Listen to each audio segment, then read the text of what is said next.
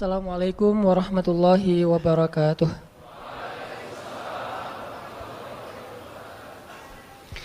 Alhamdulillahirabbil alamin.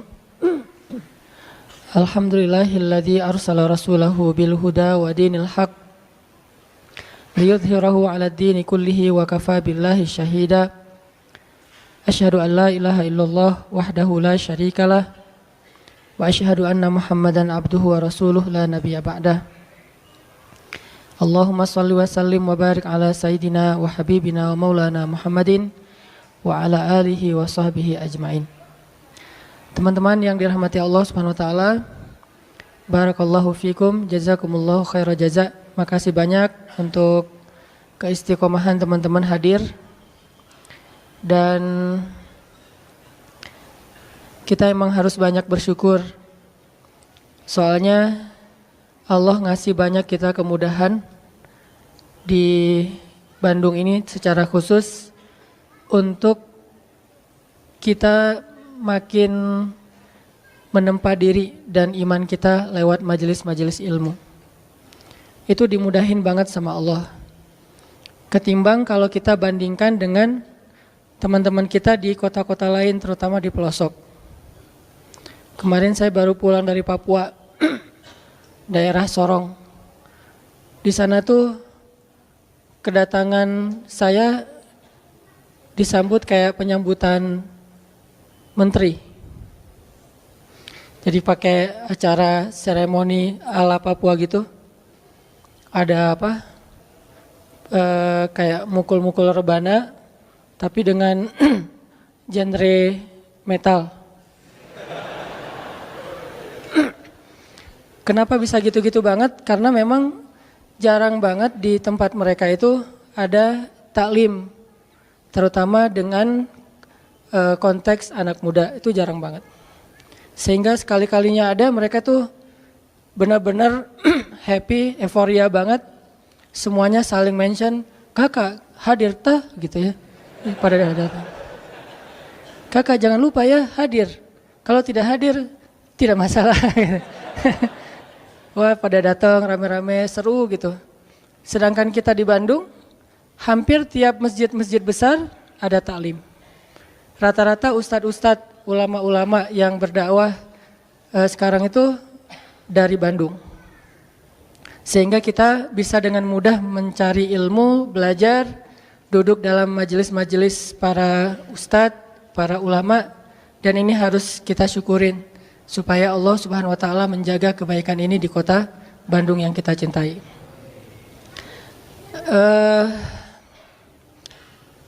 Saya lupa, harusnya malam ini kita melanjutkan kajian tentang Luqman ya, yang kemarin sempat kita bahas di Masjid Telkom. Tapi karena berhubung judulnya udah keluar, gak apa-apa, kita coba post dulu kajian tentang Luqman. Malam ini kita bahas sesuai dengan feature yang udah diposting sama teman-teman di sosmed tentang Wallace. Kalau kita ngelihat dari feature-nya, analoginya gimana ya rasanya bisa kadang-kadang ngerasain hidup cita rasa Louis Armstrong misalnya. Jangan terus-terusan sepultura kan ya. Kadang ada kondisi kita butuh semangat, kita butuh action yang benar-benar bikin kita itu survive dalam satu masalah. Tapi tidak selalu action dan semangat kita itu harus dalam keadaan rushing, dalam keadaan buru-buru, dalam keadaan panik. Banyak banget masalah yang bisa kita lewatin dengan sikap-sikap yang dalam tanda petik santai. Banyak banget konflik yang bisa kita lalui justru dengan sikap-sikap santai kita. Kalau semua konflik kita lalui dengan sikap-sikap panik, dengan sikap-sikap berlebihan, maka kayaknya ada kalanya konflik yang kita dapetin itu efeknya lebih besar dan bertambah rumit dengan sikap kita sendiri. Bisa konflik dengan orang tua, konfliknya mungkin salah paham atau udah agak kurang nyambung nih antara kita dengan orang tua. Orang tua punya angle kita juga punya pola pikir kita sendiri. Nggak nyambung, nggak usah masalah yang rumit, masalah milih jurusan aja kadang-kadang nggak nyambung nih antara kita sama orang tua. Apalagi milih jodoh. Itu kan pasti paling berat kan ya. Susah banget ngelawan dua hal yang sama-sama sakral. Satu perasaan cinta, kan sakral banget tuh. Kedua lagi perasaan orang tua. Ini konflik yang luar biasa nih. Gimana ngehadapin yang kayak gini-gini tapi dengan sikap yang tidak menambah masalah. Kalaupun tidak mengurangi, minimal tidak menambah masalah. Gimana kita tetap bisa santai, walas dalam kondisi-kondisi yang sulit. Kayak konflik tadi. Atau juga mungkin bagi yang udah nikah, walaupun di sini sedikit kayaknya. Konflik sama pasangan. Memangnya selalu konflik itu bisa kita lalui ketika saling bersih tegang? Memangnya konflik itu selalu bisa kita lalui dengan berdebat? Walaupun ada kalanya debat itu bisa memperbaiki keadaan, memperjelas situasi, atau minimal klarifikasi terhadap hal-hal yang mungkin tidak diketahui. Tapi lebih banyaknya justru masalah-masalah pribadi dilalui itu bukan dengan berdebat, justru dengan diam.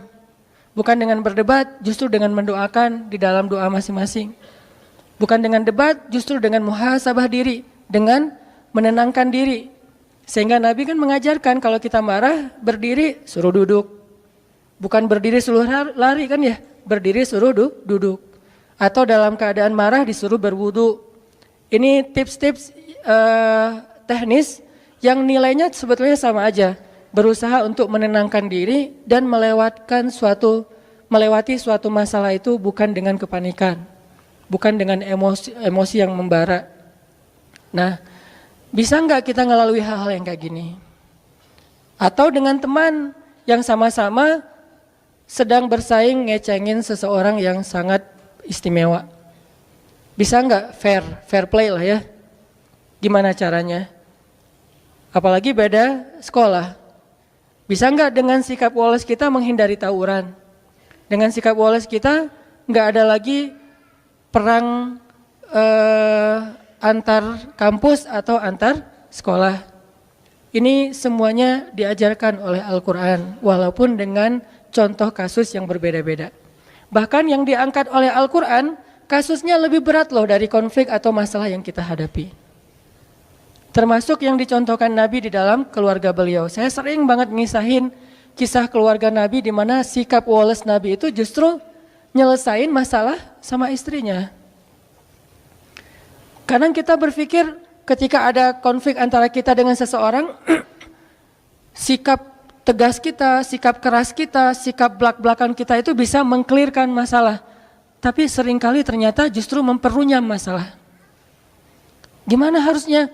Masa saya diam aja? Kadang diam itulah penyelesaiannya.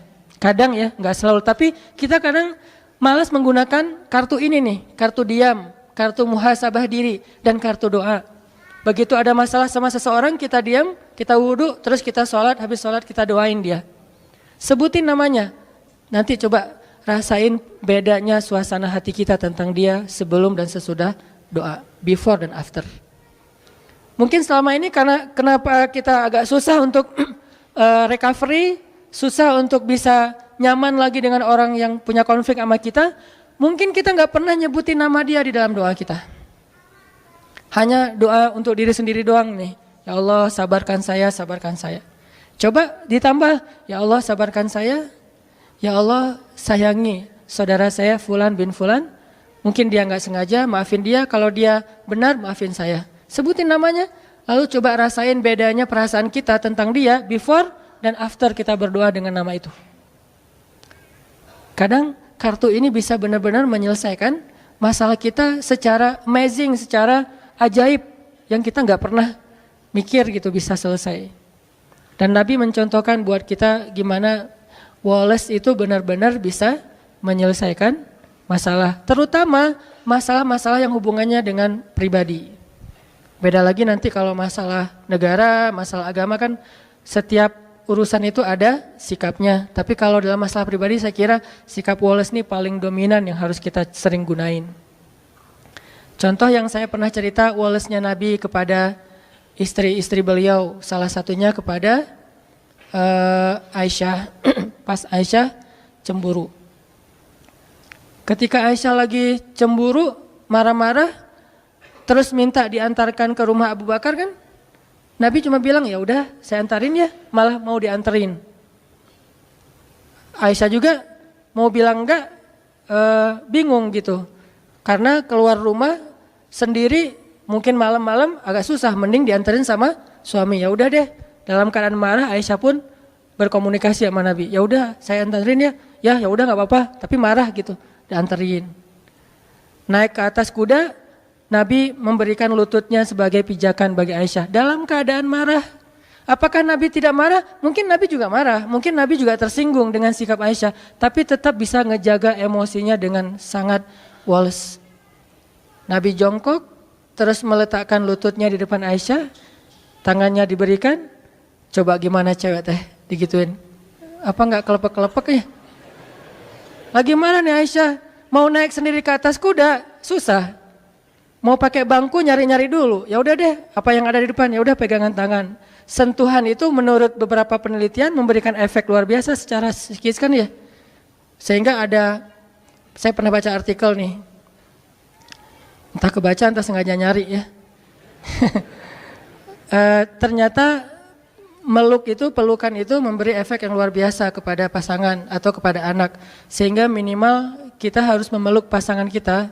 Maaf ya, nanti dipraktekin ya. Minimal dalam sehari kita memeluk pasangan kita 20 detik. Minimal. Dan saya mah kayaknya lebih dah itu mah. Minimal 20 detik.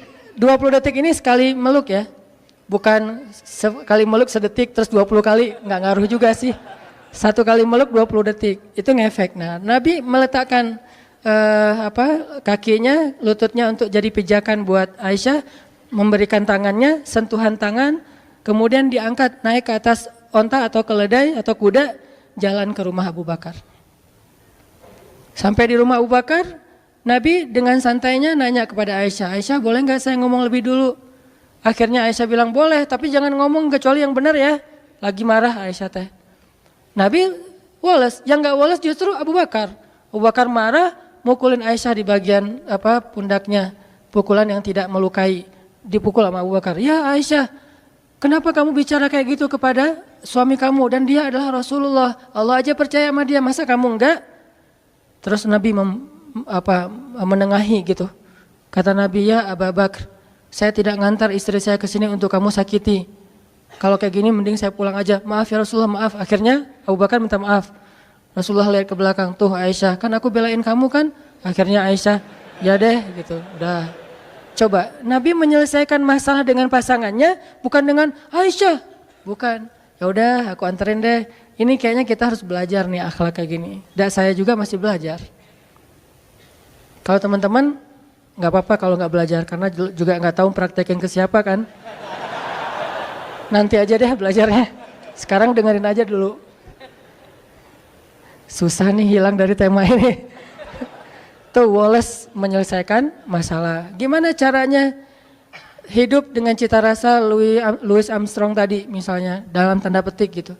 Walaupun kadang butuh cita rasa sepultura gitu, ketika kita lagi dalam keadaan semangat pengen sukses apa segala macam, butuh rushing kayak gitu. Tapi ini dalam kondisi yang sulit, dalam kondisi yang tertekan, dalam kondisi konflik, kadang memang Louis Armstrong itu menjadi cara buat kita menyelesaikan masalah.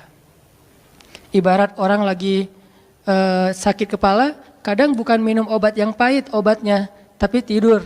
Dia tidur selesai. Ketika orang lapar, kadang-kadang bukan makan nasi, tetapi ketemu teman bisa hilang laparnya, teman TTM.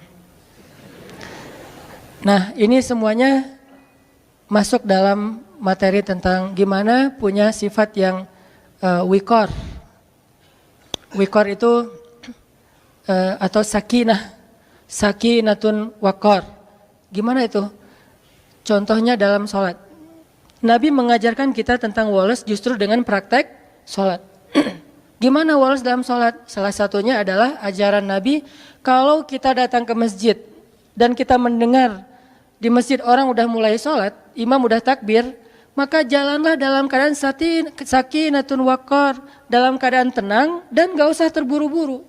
Di situ diajarkan. Padahal kita mau menghadap Allah, padahal kita akan kehilangan banyak keistimewaan takbiratul ihram bareng dengan imam, shaf pertama, banyak kebaikan yang kita akan kehilangan. Tapi tetap aja ada toleransi dari Allah melalui Rasulullah. Udah aja santai dah, gak usah terlalu diburu-buru. Daripada kita lari terus ngos-ngosan takbir, baca doanya juga gak khusyuk.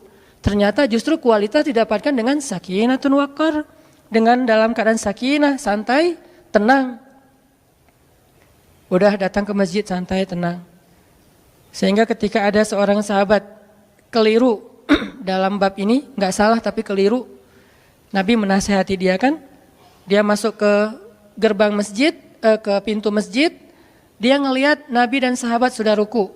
Akhirnya dia takbir di pintu masjid, dia ruku di pintu masjid, dia jalan sambil ruku ke arah shaf. Kan ada yang kayak gitu, Bakroh bin siapa gitu.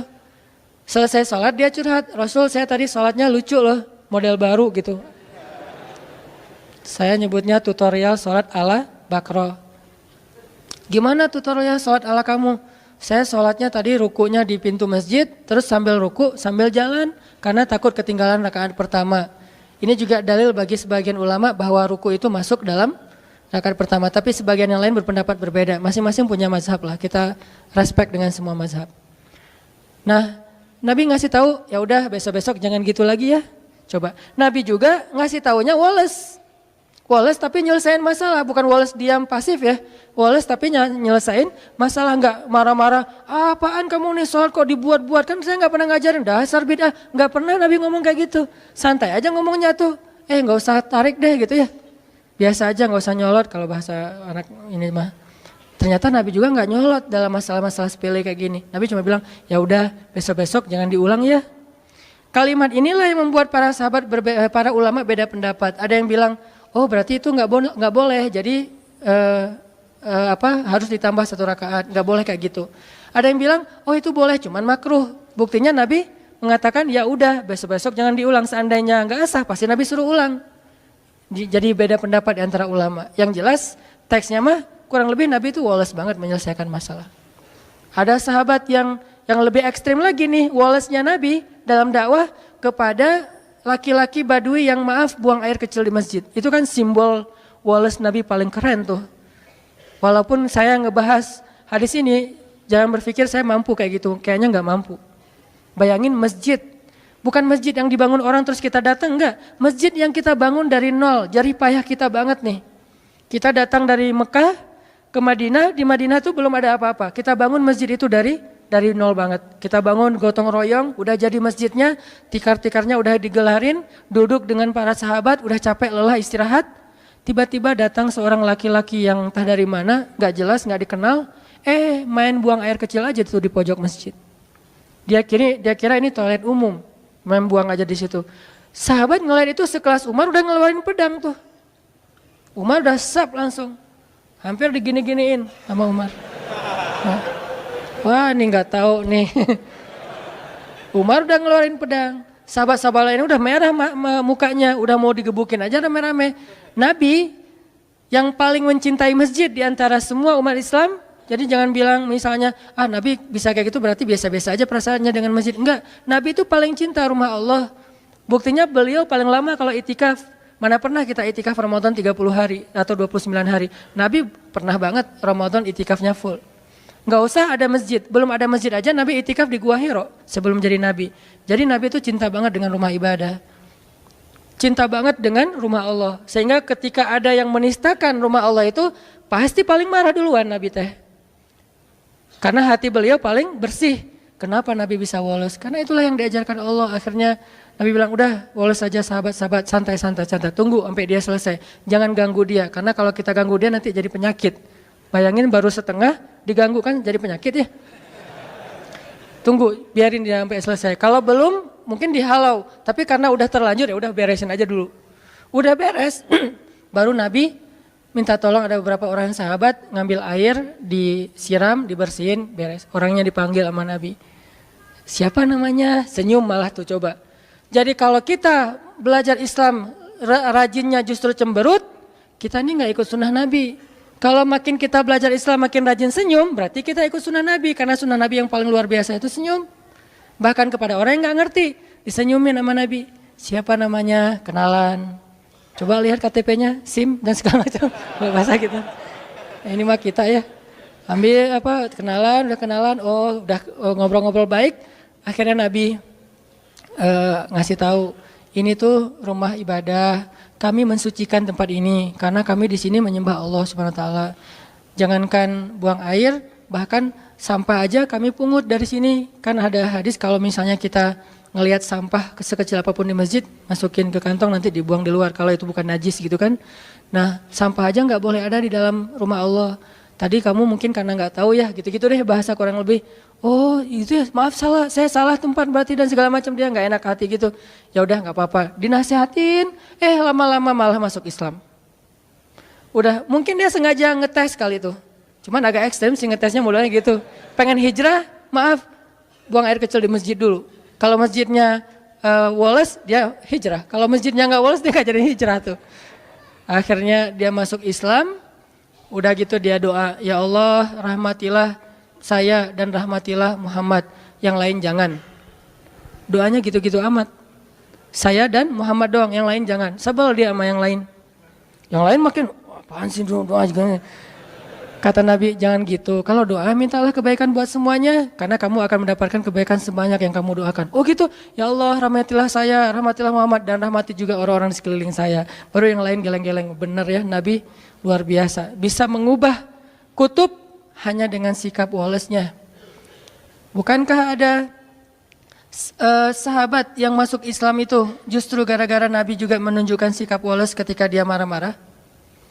Dia tuh pengen bunuh Nabi nih, nanti cari ya namanya siapa. Dia pengen bunuh Nabi, ketangkap sama para sahabat, diikat di masjid, di tiang masjid.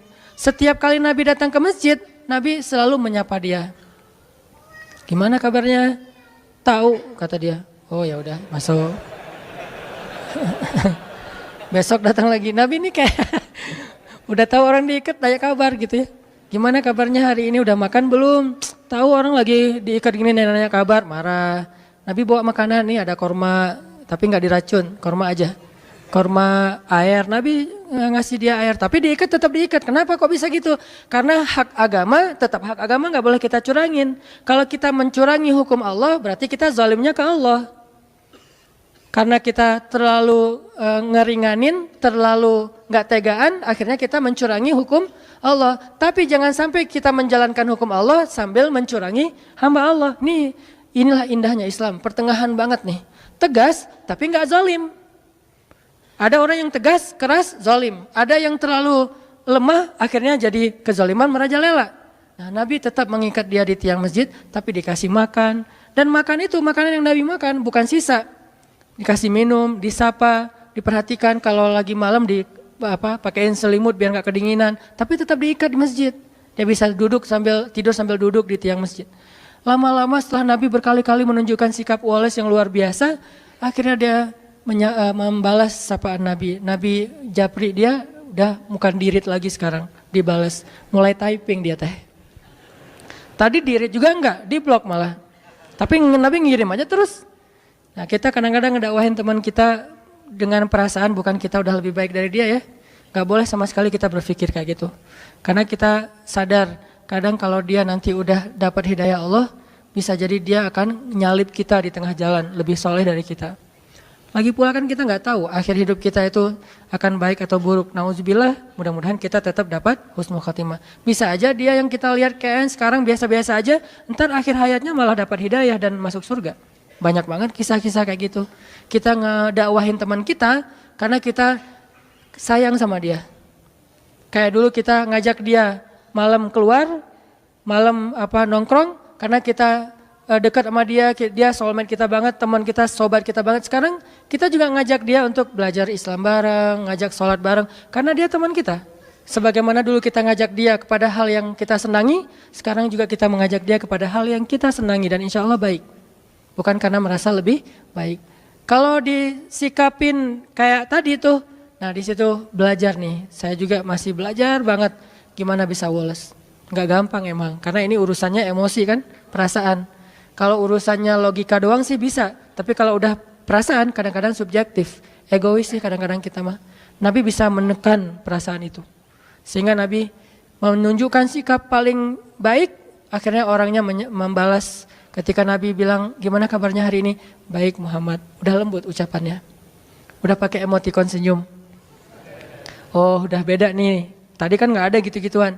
Setelah dia udah mulai baik ucapannya, Nabi bilang ke sahabat, lepaskan ikatan dia, dilepasin. Udah dilepaskan, Nabi ngobrol sama dia, akhirnya dia bilang dia ingin kembali kepada kaumnya. Ingin mengambil tebusan. Dan hebatnya Nabi, percaya lagi sama dia tuh. Nabi memberikan kepercayaan itu sebagai bentuk menunjukkan sikap Nabi yang luar biasa. Orang yang pengen bunuh Nabi malah ketika berjanji akan mengambil tebusan terhadap dirinya, karena kan suasana perang berarti harus menebus ya. Nabi percaya, udah pulang aja, kalau kamu menebus datanglah kembali. Cuman sebelum dia pulang Nabi nyuruh dia mandi. Nah ini ada pelajaran juga, ternyata mandi itu bukan soal ketika kita mau malam mingguan doang.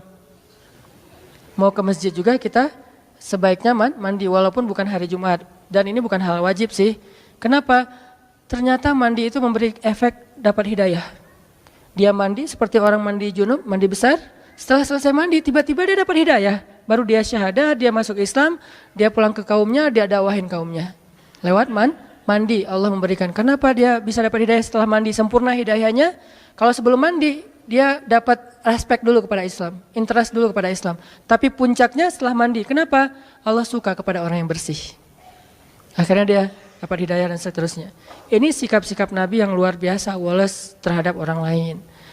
Sikap sahabat juga banyak, terutama dalam kondisi-kondisi yang sulit dalam peperangan. Walaupun memang sebagian besar kisah di Al-Quran itu peperangan. Bukan berarti kita disuruh perang, bukan. Karena kondisi paling sulit itu kan dalam kondisi peperangan kan. Kayak sekarang di Palestina, di Suriah. Lapar-laparnya orang Indonesia pasti beda lah dengan di Rohingya. Selapar-laparnya orang Indonesia beda dengan Suriah dan Palestina, pasti beda banget tuh. Lapar di sini kita masih bisa nyari, kita masih punya keluarga, punya teman, masih ada. Paling lapar kita di sini tuh dan nggak separah udah lapar, ketakutan, terancam, nggak punya tempat tinggal, kan itu parah banget tuh. Jadi benar-benar baksa, dorro, zulzilu, 3 sekaligus. Kalau kita paling-paling baksa doang lapar. Kalau mereka baksa, dorro, hilang semua harta bendanya termasuk rumah. Zulzilu, diancam, terombang-ambing perasaannya. Nih gimana, mau kemana? Ke Bangladesh diusir, ke India bentar lagi 4.000 orang mau diusir dari India. Kemanapun gak ada, di laut. Banyak yang karena udah overload gitu, banyak yang akhirnya tenggelam kapalnya, perahunya, mereka meninggal di lautan. Seolah-olah tidak ada satupun daratan yang halal untuk mereka. Pasti beda kan? Makanya Allah mengangkat angle perang, bukan nyuruh kaum muslimin itu kok senang perang banget sih, ayatnya semuanya tentang perang, bukan. Angle perang itu kondisi paling sulit yang dialami seseorang dalam peperangan, apalagi perang-perang dulu kan bacok-bacokan ya. Kalau sekarang kan nggak kelihatan tuh musuhnya. Kalau dulu bacok-bacokan kayak tawuran udah. Kayak orang udah antar warga, antar sekolah, antar geng gitu. Itu luar biasa, kondisi kayak gitu diangkat oleh Allah untuk memberi suasana ke kita. Dalam kondisi kayak gitu aja, sahabat ternyata dengan izin Allah bisa woles. Dan woles mereka lah yang menyelesaikan masalah di antara mereka. Ini kita coba belajar teman-teman. Belajar untuk menerapkannya terutama kepada orang tua, lalu kepada pasangan. Kepada pasangan ini terutama istri ke suami, baru suami kepada istri. Karena setelah orang tua, suami itu posisinya sakral bagi istri. Sakral banget setelah orang tua ya. Artinya setelah dia menikah, maka posisi ayah ibunya itu digantikan oleh suami. Sampai Nabi bilang kalau seandainya seorang perempuan boleh disuruh bersujud, maka Nabi akan nyuruh dia bersujud kepada suami. Tapi kan gak boleh sujud kepada makhluk. Nah, kepada pasangan, bahkan kepada anak, terus juga kepada tetangga. Nah ini juga susah nih, hese nih kalau ke tetangga nih. Ada tetangga yang suka iseng, yang sering usil, gimana cara kita woles? Kadang-kadang kita sekedar nggak dibalas sapaan kita aja udah nggak bisa woles. Punten, orangnya nggak bilang mangga, udah. Atau kita lagi duduk, orang lewat nggak ngepuntenin, itu juga kadang-kadang kita emosional kan. Kita duduk nih, orang lewat, nggak ada punten-puntennya, jalan aja, wah bisa emosi. Kenapa sih kita terlalu mudah disulut emosinya? Dan ini akan membuat bukan hanya kita pribadi, bangsa kita itu susah banget untuk bisa damai karena masalah kecil aja kita tersulut. Hanya masalah di jalan, hanya masalah dengan teman, hanya dengan masalah dengan mantan, tersulut. Tapi emang susah sih kalau mantan, apalagi mantan yang tidak punya hati ya. Nah, kita sekarang coba baca nih ayat tentang woles di dalam Al-Quran ya. Coba teman-teman buka surat 33 Al-Ahzab ayat 22. Surat 33 Al-Ahzab ayat 22.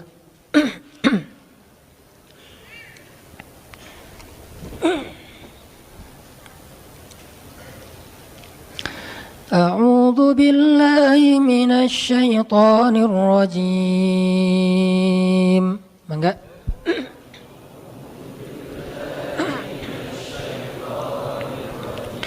Bismillahirrahmanirrahim.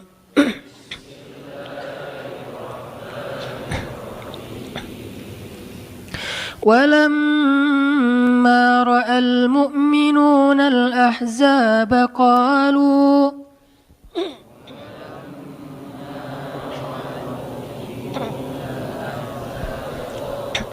قالوا هذا ما وعدنا الله ورسوله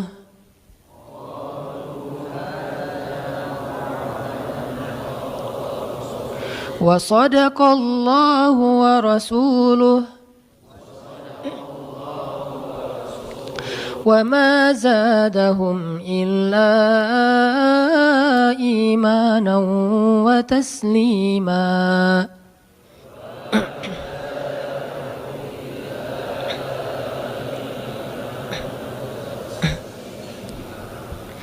Dan ketika orang-orang beriman melihat pasukan-pasukan Ahzab, pasukan Ahzab itu pasukan yang berkoalisi banyak gitu ya, kumpulan kabilah gitu. Mereka berkata, inilah apa yang pernah dijanjikan Allah dan Rasulnya, dan benarlah Allah dan Rasulnya. Sehingga tidaklah hal itu menambah bagi mereka kecuali iman dan kepasrahan. Ini kondisi sahabat ketika dalam keadaan tertekan. Kayak gimana kondisinya, ceritanya? Ceritanya sahabat waktu itu lagi mengalami musim kemarau. Musim banyak panen yang gagal. Dagangan gak laku. Sehingga sahabat-sahabat yang kaya juga miskin. Apalagi yang miskin. Untuk makan itu susah banget. Dan di zaman itu memang benar-benar kalau dibilang susah, benar-benar susah. Gimana gambaran susahnya? Sampai Nabi mengikat batu di perutnya. Ada beberapa cara Nabi menahan lapar. Salah satu caranya Nabi akan duduk dalam keadaan bersandar, nggak kuat lagi menegakkan punggung.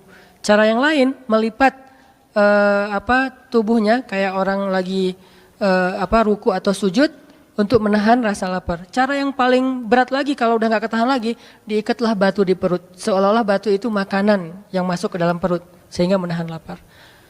Ketika beliau ruku dan sujud, kedengaran suara gesekan batu. Karena kan di dalam jubah tuh pakai batunya di perut, bukan caper-caperan. Gua tuh zuhud loh, lihat nih batunya banyak nih. Nggak gitu sih. Ditaruh di dalam jubah, pakai jubah, sholat. Begitu sujud dan ruku, kedengaran suara gesekan batu.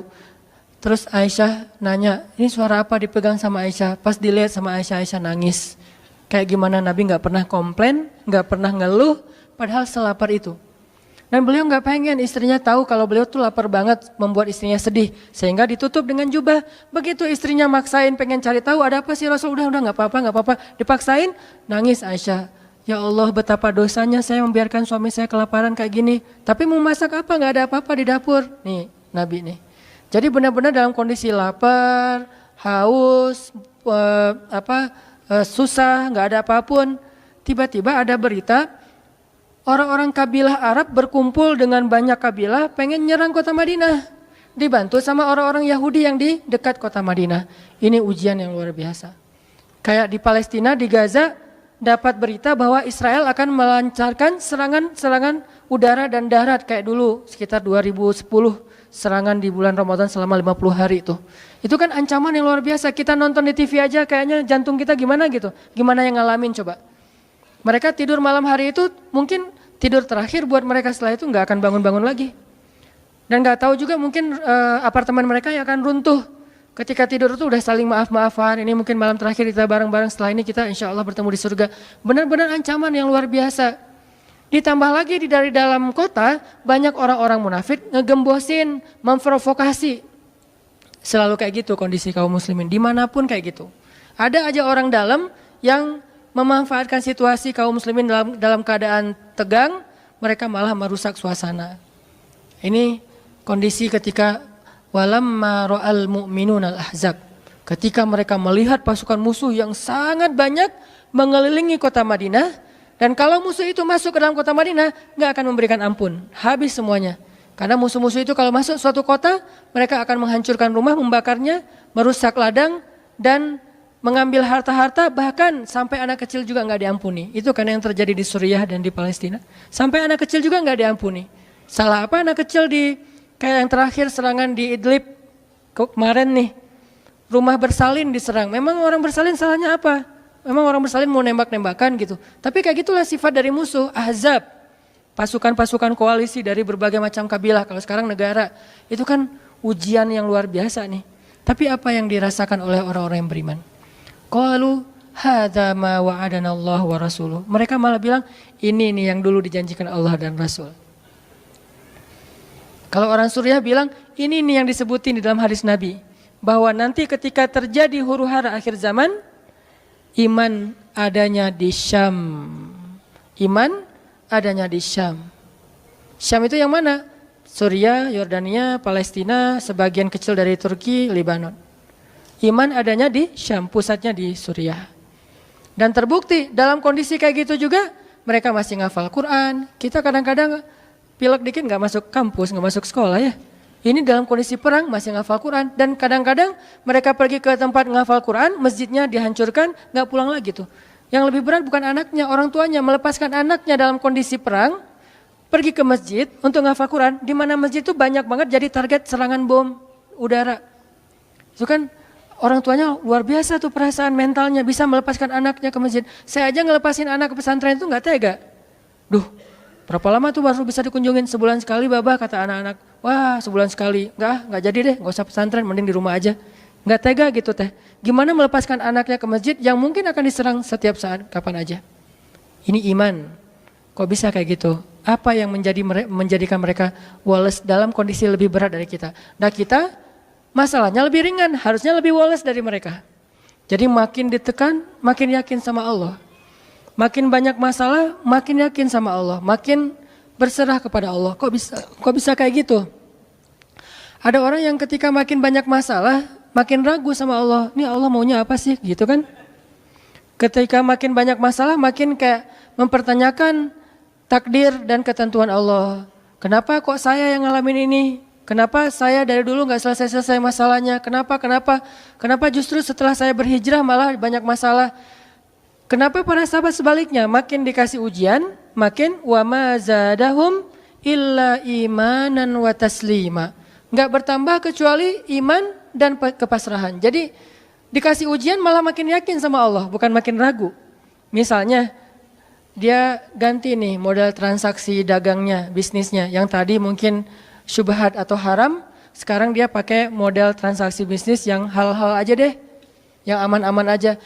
Gara-gara transaksi yang halal malah banyak masalah. Masih mending kalau masalahnya cuman berkurang income-nya. Ini malah ditipu orang lah, rugi segala macam. Mulai mempertanyakan, nih bener nggak ya saya ngambil jalan yang syariat segala macam, kok malah makin susah nih kelihatannya. Kenapa kita ketika diuji malah jadi ragu sama Allah? Kenapa saya katanya kalau misalnya saya jujur, saya akan dapat kebaikan. Ini gara-gara jujur malah nggak lulus. Ya mungkin nggak belajar tapi jujur. Yang satu lagi yang nggak jujur malah nilainya bagus mungkin. Misalnya nggak belajar tapi dia dusta. Kenapa para sahabat ketika diuji malah makin yakin sama Allah? Malah makin pasrah kepada Allah. Karena mereka pegang janji Allah. Itu salah satu tipsnya. Kalau kita pengen tetap woles pas menghadapi kesulitan, pegang janji Allah.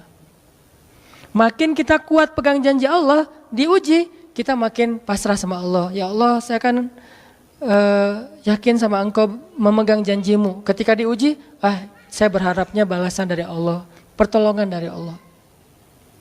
Kayak yang pernah saya sampaikan dulu, kalau kita dapat musibah, yakinlah kepada janji Allah. Siapa yang membaca doa yang diajarkan Nabi, nanti Allah akan ngasih ganti yang lebih baik gitu kan ya. Allahumma ajurni fi musibati wa khluf li khairam minha. Ya Allah, beri saya pahala dalam musibah ini, beri saya ganti yang lebih baik darinya. Kalau kita pegang banget dengan janji Allah lewat doa ini, kita ketika dapat musibah setidaknya nggak akan panik habis-habisan.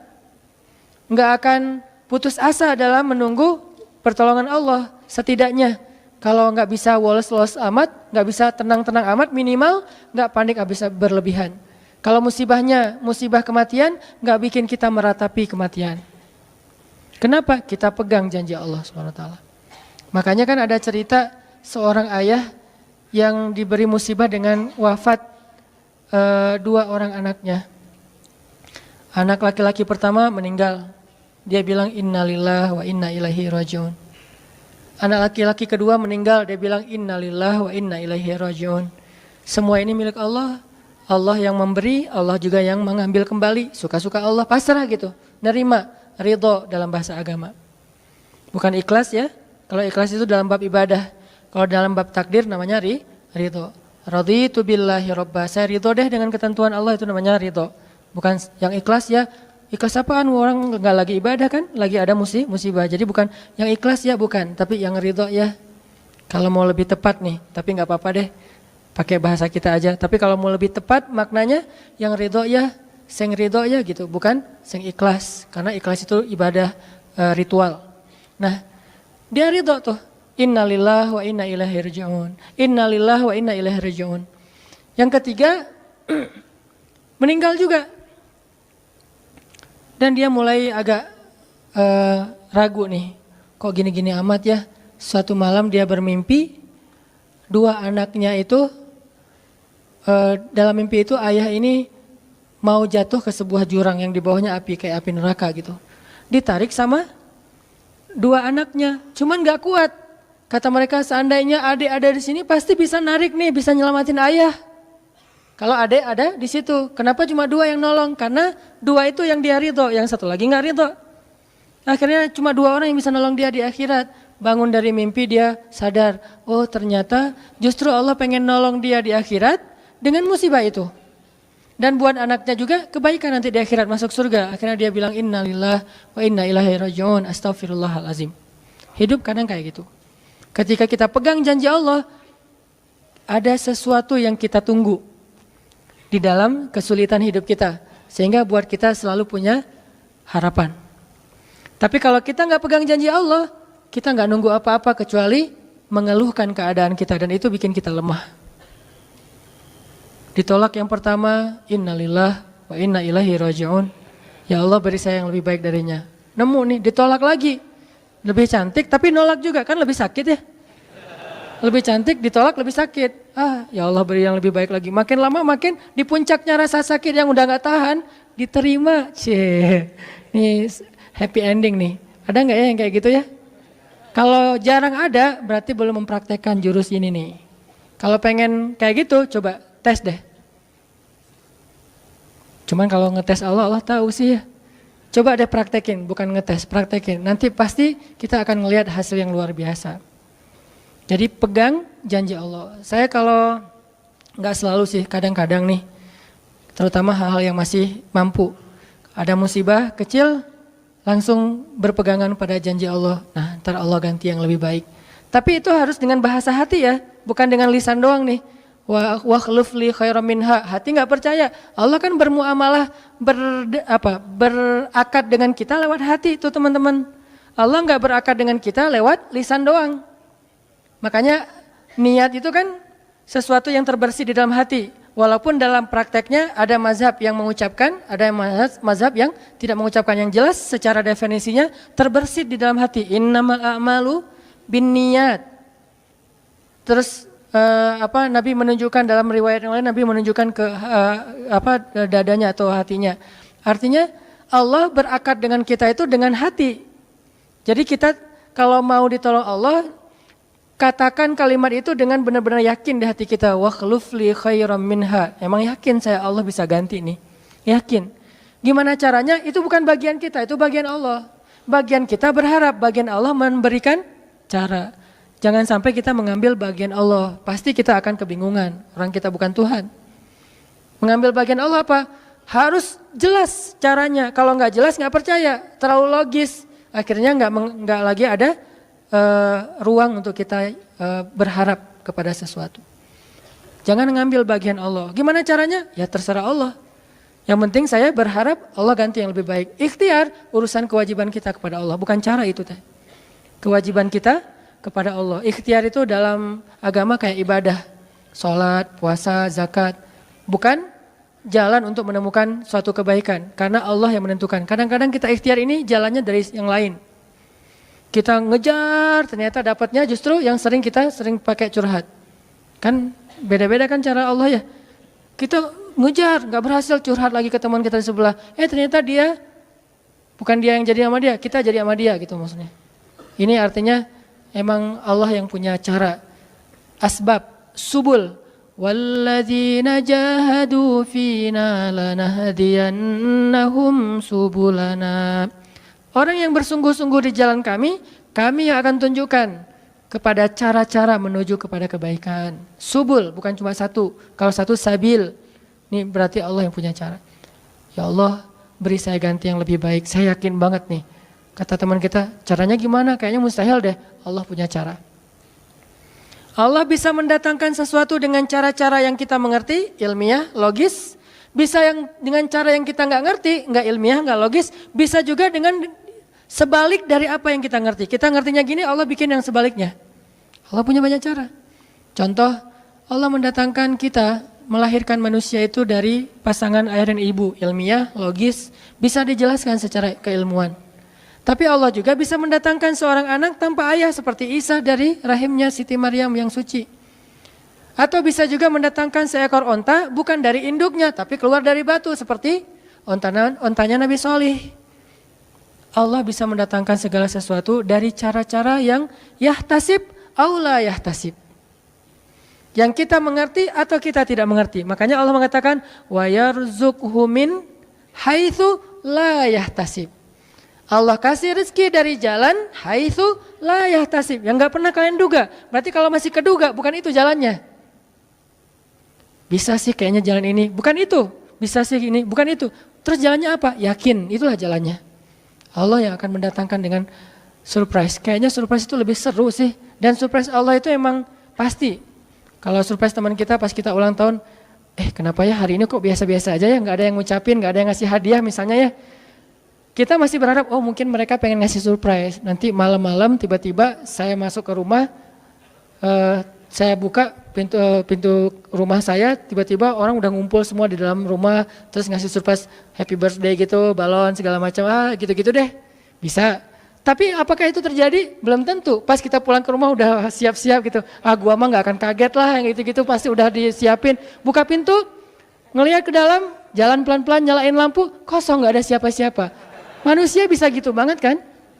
Teman kita atau pasangan kita berpikir, pasti dia ingat lah, nggak mungkin dia nggak ingat hari jadian kita atau hari putus kita terus jadian lagi, atau hari lahir lah minimal, pasti dia ingat. Tapi belum tentu dia bisa ngasih kita surprise seperti yang kita harapin. Kalaupun dia ngasih surprise, kadang-kadang kado atau hadiahnya itu nggak seperti yang kita harapin, biasa-biasa aja ternyata. Mungkin dia lagi nipis keuangannya, nggak punya modal apa-apa, ya udah ngasih apa yang ada aja, pulpen, permen. Nah, Allah nggak gitu. Allah kalau ngasih surprise itu benar-benar ngasih dan buat kita benar-benar ngerasa beruntung kalau kita percaya. Makanya berakatlah dengan Allah lewat hati. Hadza ma wa'adanallahu wa rasuluh wa shadaqallahu wa rasuluh. Benarlah Allah dan Rasul.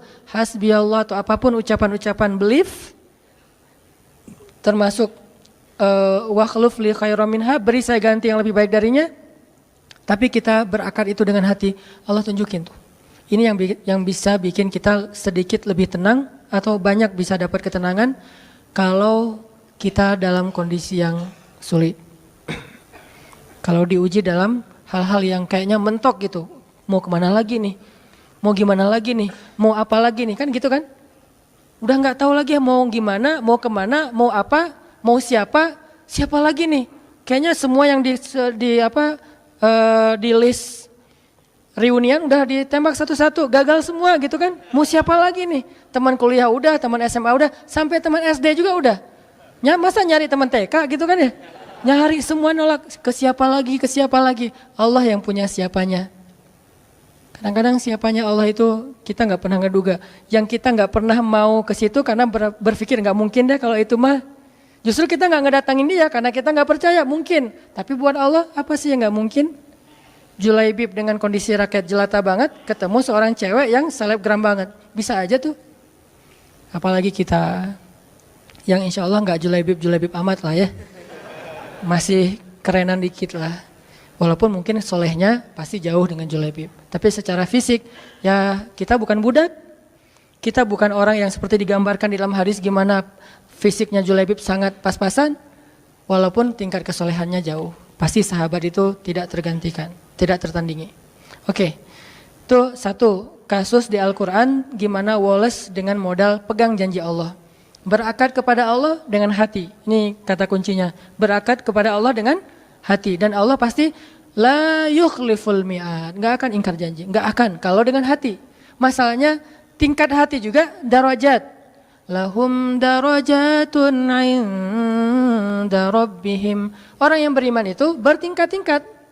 Ada yang imannya itu benar-benar luar biasa. Sampai hal yang paling mustahil buat dia tuh gak ada yang mustahil buat Allah. Ada yang berimannya yang berat-berat mah dia masih agak-agak ragu, yang ringan-ringan dia masih yakin. Berarti aku tergantung prasangka hambaku kepadaku.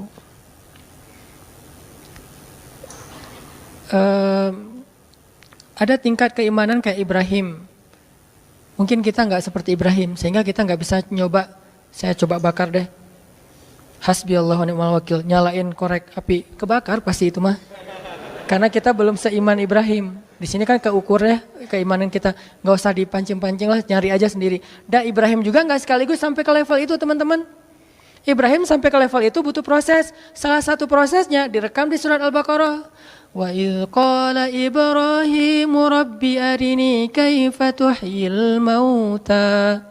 Qala awalam tu'min qala bala walakin liyatma'inna qalbi. Ketika Ibrahim berkata, ya Allah, gimana cara engkau menghidupkan yang mati? Kata Allah, emangnya kamu gak percaya Ibrahim? Kata Ibrahim, percaya Allah, bala, percaya, maaf. Cuman saya pengen lebih tenang. Berarti apa? Beriman sudah, cuman pengen naik level. Sampai bisa tuma'ninah, Wallace, tenang dalam kondisi seberat apapun. Ini tingkat imannya Ibrahim. Satu lagi kisah di Al-Quran tentang Wallace kayak gini. Coba buka Ali Imran ayat 173. Surat Ali Imran ayat 173. Bismillahirrahmanirrahim.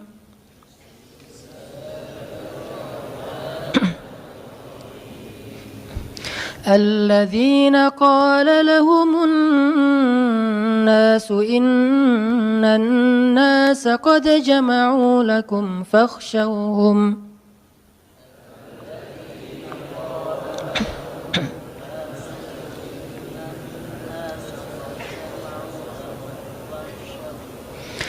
فاخشوهم فزادهم إيمانا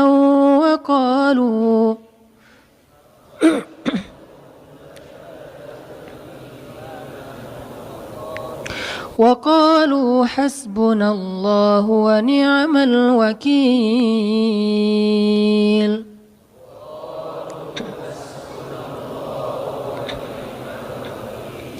فانقلبوا بنعمة من الله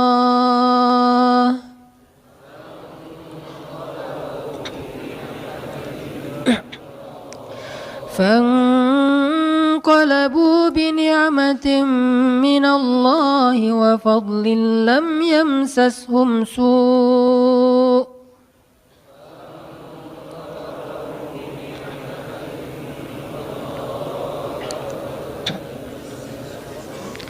واتبعوا رضوان الله والله ذو فضل عظيم.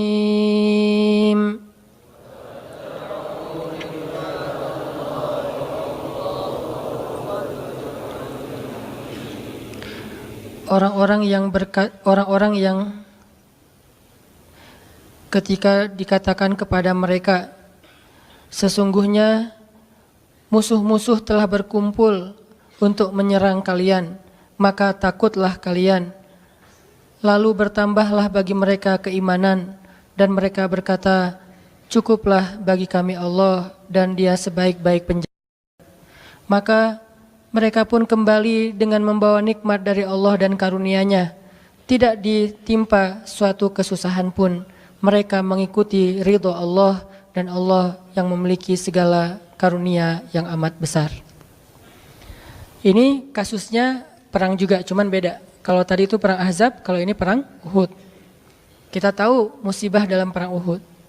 Dalam kondisi para sahabat habis terpukul dengan kejadian mereka dihabisin di padang Uhud, sampai Nabi tembus geraham beliau, sampai ada beberapa sahabat senior dan tokoh banget meninggal syahid dalam perang Uhud. Banyak para sahabat itu yang kena anak panah belum dicabut, cuma dipatahin doang. Banyak yang kesayat-sayat sampai Ummu Umarah, seorang perempuan yang melindungi Nabi itu, ada 20 bekas sayatan pedang di tubuhnya. Jadi dibacok itu 20 bekas bacokan di tubuhnya. Semua sahabat itu luka parah. Semua luka parah.